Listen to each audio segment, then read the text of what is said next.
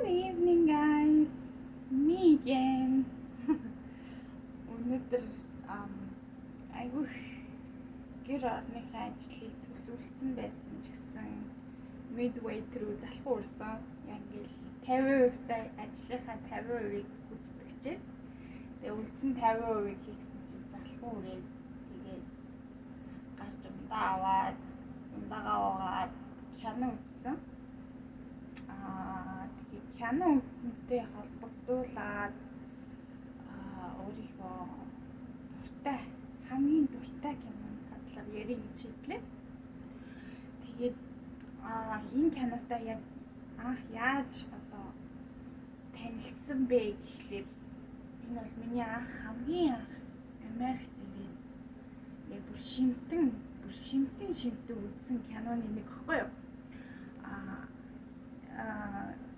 Энэ киног би эхлээд үзээд ойлгоогүй.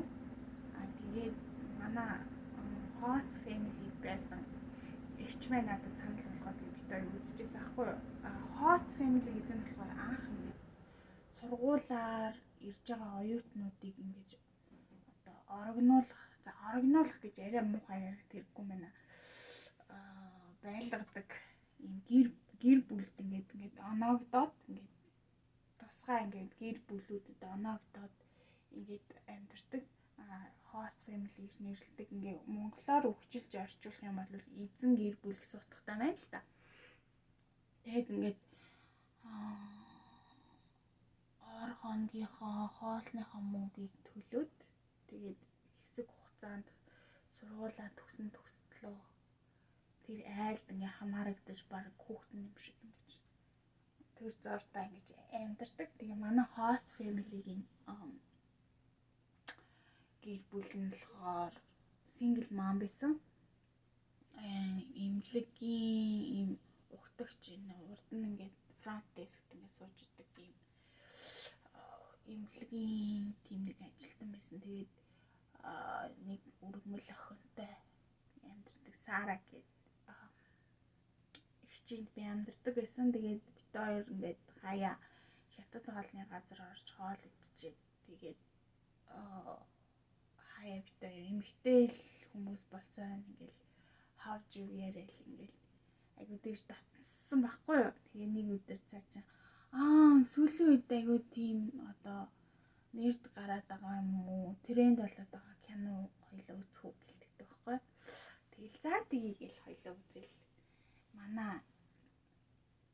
намайг ингээ эргүүлээд идэг залуу энийг үзээч гэж надад санал болгосон. Тэгээ хоёлоо сайхан тухтаа сууж байгаа үзье гэлдэг заахгүй. Тэгэл анх үзэл би өстө гоё ингээ серинг амар гоё юм байна. Серинг гэдэг нь болохоор арталт нь гарч байгаа тэр зураглалууд нь айгу гоё юм байна гэж надад таалагдсан. Тэгэл яг тухайн үед яг англи хэл сайн мэдгүй дээрээс нь яг үйл явдлыг ингээл бүр ингээл амар толгойдоо оруулаад ингэж үзээгүй.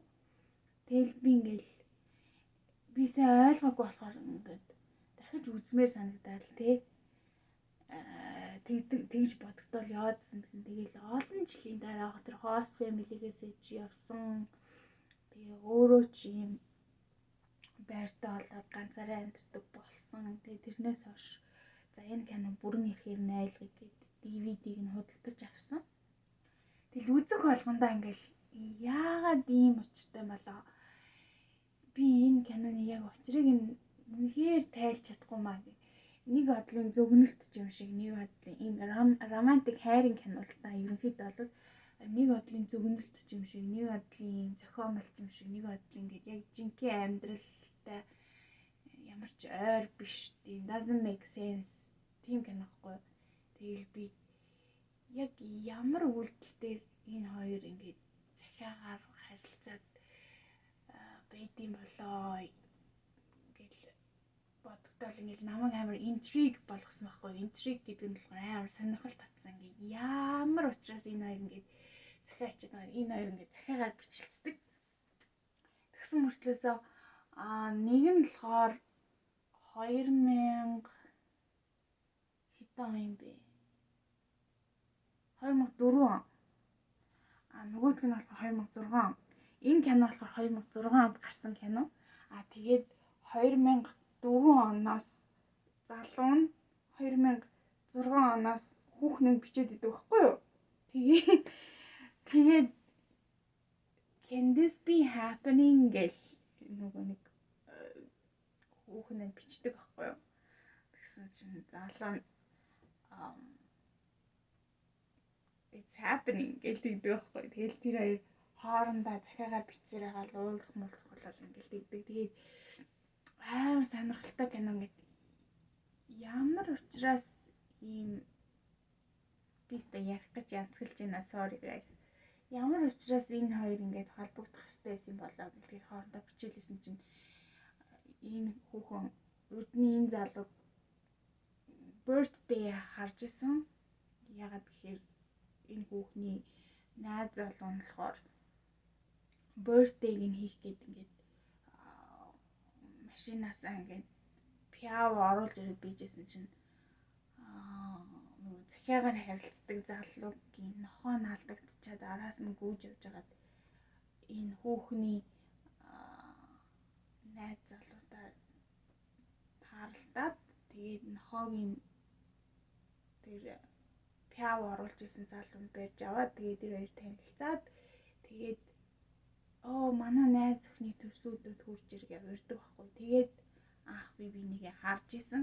Гэхдээ энэ хүүхэн болохоор ерөөсөө авч хилцээгүй ингээл мэдхгүй те. Тэгж явжсаар гал 2006 онд ингээд захиагаар харилцсан чинь 2004 оноос тэр залуу бичгтээ. Би чамайг харж ирсэн штэ. Төрсөн өдрөө чи харж ирсэн гэсэн чи. Би чамайг харж ирсэн штэ гэл ингээл. Тэгэл яг нөгөө нэг 2004 онд тэр хоёр уулзж исэн байгаа байхгүй. Тэгэл 2006 онд энэ залуу энэ хүүхний анхаарлыг энэ залуу татсан гэх жишээ нэг амар сонин жижиг үйл явдлууд ингээд болдог байхгүй юу. Тэгээд та нар баг энэ киноны нэрийг одоо гадралж байгаа ах. Энэ бол Lake House. Миний хамгийн дуртай жүжигчин ялангуяа Keanu Reeves айгуу дуртай. Ингээд story ингээд ажиглал ингээд амьдралынхаа үйл явдал мод ингээд энэ хүн өөрөө айгуу тийм сонирхолтой хүн л дээ. Надтай адилхан introvert хүн. Одоо хэмхий олонний өмнө ил гараад байгааг хүсдэггүй. Тийм жоох итгэхгүй байрын гэхдээ амар ингээд кинонд амар авьяастай. Бүх дэлхийн хүмүүс мэднэ үстэй энэ залуу Matrix-аар нь мэддэг. Matrix кинонд тоглож байсан. Тэгээд энэ залуугийн кинонуудыг бас ингээд сонирхож үзэх дуртай. Сандра Буллок бол бас айгүй тийм авьяаслаг. Гэхдээ надад Keanu илүү сонирхолтой санагдав. Яа гэхээр цаанаа нэг тийм нууцлаг юм шиг санагддаг байхгүй. Тэгээд яаж мэдгүй энэ киног шууд ингээл хүн нэг үйлдэл хараад энэ ингэж байгаа юм байна гэж шууд тодорхойлол тий таамаглал ингээл үзчихдэг бол энэ киног үзэхэд бол ерөөсөө яг юу болчих гэл ингээл гайхал яг ямар үйлдэлээс болоод энэ яг ингээд энэ жишээ нь ингээл амар юм толгой шаардсан кино. Тэгээд энэ киног юунаас сэтүүлсэн гэсэн чинь Солонгосын ийм кино гэдэг юм л да. Солонгосын яг ийм зохиолтой киноноос сэтвлээ. Энэ киног би ойлгосон юм л да. Би яг тэр Солонгос киног нь үзээгүй. Гэхдээ л одоо энэ кино миний сонирхлыг дандаа татсаар ирсэн. Одоо 2006 одоо ингээ 2016 гэдэг чинь 10 жил 21 гэдэг чинь бараг юу вэ? Тэг зөндөө болж байгаа юм биш үү энэ кино чинь. Тэгэл өшөө одоо сонирхолтой факт гэх юм бол тэр шилэн байшин Lake House гэдэг юм. Лейкний хажууд байдаг, нуурын хажууд байдаг байшин гэсэн утгатай. Тэгээд ийм шилэн байшин барьсан. Тэгээд кинондоо болохоор манай аавын нэг барьсан гэл энэ залууд гэж ярьдаг. Энэ кинонд зориулж тэр шилэн байшин бариад буцаагаад нураацсан билээ. Тэгэл I was like oh my god амар харамсаж байгаа юм чинь хэрвээ тэр байшин байсан бол үнэхээр одоо очиж үзэх байлаа би.